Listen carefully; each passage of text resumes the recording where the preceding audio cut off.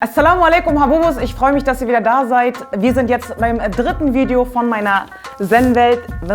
Links ist wieder da, Missy ist da, Malle ist diesmal da, Muhammad Lee ist da. Ihr kennt sie alle, diese Menschen. Wir schreiben uns runter so Ziele, was wir erreichen wollen in Ramadan. In Ramadan, ich werde jeden Tag Abend nach Iftar, ich mache Sport und dann nach einem Monat, ich habe 50 Kilo abgenommen, ich wiege nur noch 34 Kilogramm. Ich gehe Delfine retten und dann, ich werde Armut beseitigen.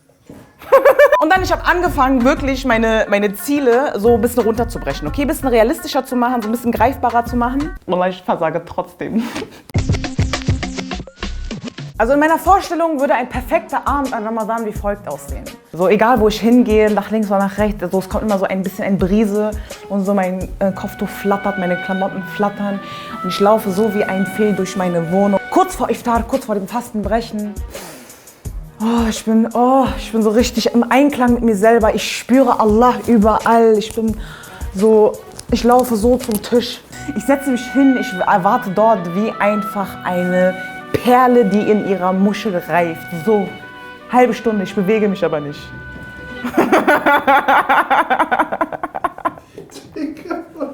Und ich höre dann den Bruder von nebenan, wie er den Gebetsruf macht. Allahu Akbar, Allahu Akbar.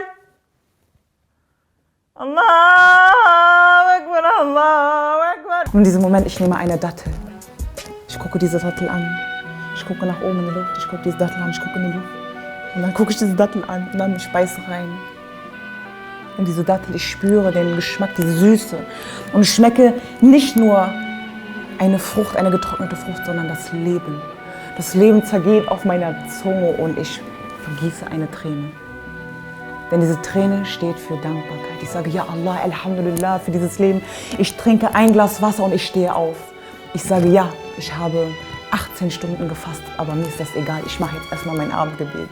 Und nachdem ich erst meine 3 Rekat Farz gebetet habe, dann meine 2 Rekat Sunnah, dann mein Zikr gemacht habe und dann mein Dua für meine Liebsten in dieser Welt. Ich stehe langsam auf und ich tanze wieder zurück zum Esstisch und ich fange an zu essen.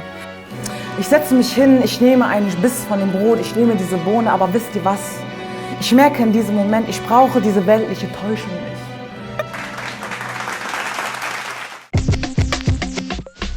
Realität sieht so aus. Ich nutze diese Zeit und torkel einfach wie ein Opfer durch mein Zimmer, so damit ich die Zeit totschlagen kann. Aber ich versuche mir noch Mühe zu geben, weißt du? Ich sage noch so, Alhamdulillah. Und dann aber, wenn, weißt du, meine Familie macht sich Sorgen, die kommen so rein und sagen, so, ist das alles so cool? Ich sage, ich gucke auf die Uhr, ich sehe, es sind noch 2 Minuten, okay? Ich mache mich schon mal bereit. Ich denke mir so, als wäre so gleich Kampf, ich schwöre, als wäre so Kampfvorbereitung. Ich stretche mich ein bisschen, aber so Zombie-Stretch. Schritt für Schritt. Ich sehe auf dem Weg ein Dings, wir haben Besuch zu Hause, ist egal, das Kind, ich klatsche sie weg. Bam! Geh mir aus dem Weg. Ein Katze kommt, kick! Ich laufe weiter, noch ein bisschen. Ich sehe schon den Esstisch, aber ich muss noch einmal meinen Wut rauslassen. Ich hau noch einmal so in die Wand rein. Es bröckelt so überall hin, überall ist so Staub. Es beginnt Esan und anstatt zu warten, ich fange schon an zu essen. Und ich nehme das Essen aber nicht wie ein normaler Mensch, sondern wie ein Tier, wie ein Haiwan. Nach Iftar, ich bin so topfit. Ich sage, weißt du was, ich habe noch Zeit, um ein bisschen Koran zu lesen. Ich gehe auf das Dach und stelle mich unter das Mondlicht. Ich nehme meinen Koran so. Ich lese, aber beide Augen lesen mit, links und rechts gleichzeitig. Links ist auf Deutsch, rechts ist auf Arabisch, weil ihr wisst, ich muss direkt verstehen. Währenddessen, so meine Hände rechts schreiben noch so Interpretationen mit und Fragen, die man nicht verstehen kann. Ich bin Rechtshänderin, aber in diesem Moment, ich bin so spirituell, auf einmal ich bin noch Linkshänderin. Ich bin beidhändig. Beidhänderin. Dann, ich weiß, ich muss zum Tarawih-Gebet in diesem Moment. Ich muss nur diese Gedanken haben, ich sehe schon, Aladdins Teppich kommt, ich springe rauf und dieser Teppich bringt mich zur Moschee. Ich lande in der Moschee, aber ich habe ja schon Teppich unter meinen Beinen. Ich kann direkt anfangen zu beten. Gebet ist vorbei, es ist richtig schön. Dann, das Gebet ist vorbei, aber wir gehen nicht nach Hause. Wir kommen nochmal zusammen, wir sprechen nochmal über die Sachen, die wir gelernt haben. Und ich fange an zu erzählen. Geschwister, wusstet ihr, als ich vorhin mit meinem linken Auge die deutsche Übersetzung gelesen habe, habe ich dies und das gelernt und währenddessen aus meinem Rücken kommen noch so 10 andere Arme raus und fangen an, so die Köpfe der anderen Menschen zu massieren, weil sie sind sicherlich müde. So, weil das ist die Umma. Wir passen auf uns auf, okay? So. Wir tauschen uns aus, ich sage ihnen, welche Erkenntnis ich hatte und alle sind dann, oh. Dann kommt eine Schwester von links und erzählt, was sie gelernt hat. Alle sagen, ich komme nochmal von rechts und sage, nein, Schwester, ich habe was anderes gelesen. Oh, und da kommt von links noch ein Bruder, er sagt, aber wahrlich, ich habe noch was anderes gelernt. Und alle machen, oh. Und meine Mädels und ich, während wir aus der Moschee rauslaufen, wir sind so, oh. Wir sind richtig eins mit uns selbst. Die Welt riecht wie eine Blume. Ich sehe einen Stein und ich sage, oh, Alhamdulillah, was für eine Schöpfung. Und eine Träne läuft meine Wange runter.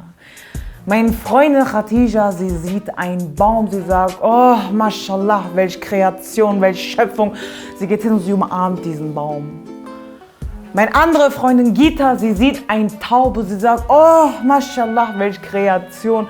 Und sie beginnt an, eine Kommunikation mit dieser Taube anzufangen. Koko! Koko! Was sie sagen ist das, Mashallah, Taube, du bist so eine schöne Schöpfung. Taube sagt, nein, Schwester, Wallah, du bist schöne Schöpfung. Nein, Wallah, du bist schöne Schöpfung. Wallah, Habibi, komm, wir sind beide schöne Schöpfung. Sie fangen an zu tanzen, gemeinsam. Habibis, wie sehr ich mir wünschen würde, dass jeder Abend so wie ein Musical endet. Aber in Wirklichkeit, Ramadan, Iftar, sieht dann doch immer ein bisschen anders aus. Komm mal einmal an Iftar zu uns nach Hause. Man würde denken, richtig glückliche Familie. Meine Mutter, mein Vater, mein Onkel, meine Tante, mein Cousin, meine Cousine, alle sind am Tisch. Alle brechen ihr Fasten, sind so übertrieben glücklich. Sie freuen sich übertrieben, sagen Alhamdulillah. Wir haben 80 Stunden gefastet, wir sind so glücklich. Und in diesem Lappenmodus, mein Handy vibriert, bzzz, ich gucke rauf, sind 2 Nachrichten. Einmal von Khadija, sie sagt, komm mal raus, wir gehen Tarawih. Darunter ist von Gita, sie sagt, komm mal raus, wir gehen Kaffee. Oh, Habibi, ihr versteht nicht, was in diesem Moment passiert ist. An meinem Kopf, da ist ein Kampfring. Links, du siehst Kaffee Esra. Sie macht sich bereit, sie macht eine Teufelsdrehung in der Luft, sie kommt zurück, sie knackt 20 ihrer Knochen und dann schreit sie noch, bah! Und geht in Bruce Lee-Stellung. Ihr gegenüber ist Tarawih Esra. Sie macht einmal so Feen-Pirouette, sie dreht sich, sie schmeißt noch einmal so mit Dings, mit Glitzer, pss, weil sie es liebe. Wisst ihr, was ich meine? Und dann sie kommt zurück und bleibt in Kranichstellung. Sie verharrt so. Sie ist ready. Man sieht die Augen von Dings Kaffee Esra, man sieht die Augen von Tarawih Esra, man sieht die Augen von Kaffee Esra, man sieht dann wieder die Augen von Tarawih Esra. In dieser Haltung, Kaffee Esra sagt, gib's auf, du weißt, wir landen so oder so im Kaffee. Ja, Schwester, aber erst nach dem Tarawih-Gebet. Du bist ein Lappen, du hast nicht mal deine Pflichtgebete gebetet. Wo Tarawih? Habibi, mach dir mal keine Sorgen. Du kriegst schon deinen Chai und Baklava. Entspann dich noch ein bisschen Vertrauen. Lass mal deinen Film, möge die bessere gewinnen. Tarawih Esra sagt, bring it on. In diesem Moment beide Esras setzen zum Sprung an. Man sieht nur Tarawih Esra in Kranichhaltung. Ihre Kranichflügel gehen nach oben. Ja! Ein Bein geht auch nochmal nach oben. Ja!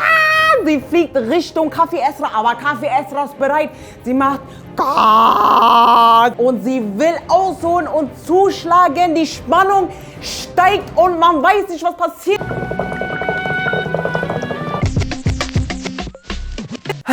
Habibis Story of my life, jedes Jahr aufs Neue. Ich versage einfach auf ganzer Linie, aber wisst ihr was? Es ist okay. Ich bin nicht perfekt und ich möchte aufhören, mich dafür zu schämen, dass ich nicht perfekt bin, weil sowieso Allah hat uns nicht perfekt geschaffen, okay? Und in den letzten Jahren habe ich auch für mich 3 Methoden entwickelt, wie ich besser vorbereitet bin und besser Ramadan machen kann, leben kann, die ich gerne mit euch teilen wollen würde. Mein allererster Tipp ist, dass ich einen Monat vor Ramadan mir einfach wirklich die Zeit nehme und runterschreibe, was ich in diesem Monat erreichen möchte und einfach reflektiere, in welchen Sachen ich wirklich nochmal mich verbessern möchte. Mein zweiter Tipp ist, dass ich in diesen Sachen, die ich erreichen möchte, super, super konkret bin und auch realistisch bleibe. Das heißt, ganz konkret für mich, ich lese euch das jetzt einfach vor. Ich nenne euch mal 3.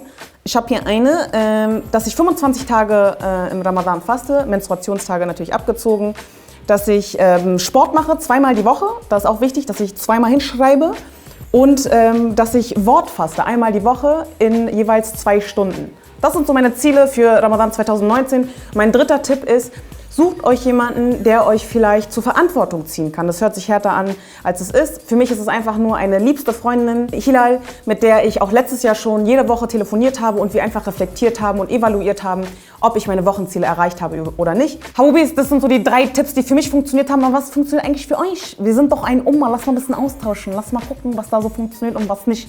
Schreibt bitte in die Kommentare, wie ihr euch für Ramadan vorbereitet. Und wir werden die besten Sachen kuratieren und danach werden wir auf Instagram nochmal veröffentlichen. Bombe, oder? Und zu guter Letzt, Ramadan-Playlist, die Funkwelt und hier könnt ihr ein Abo dalassen.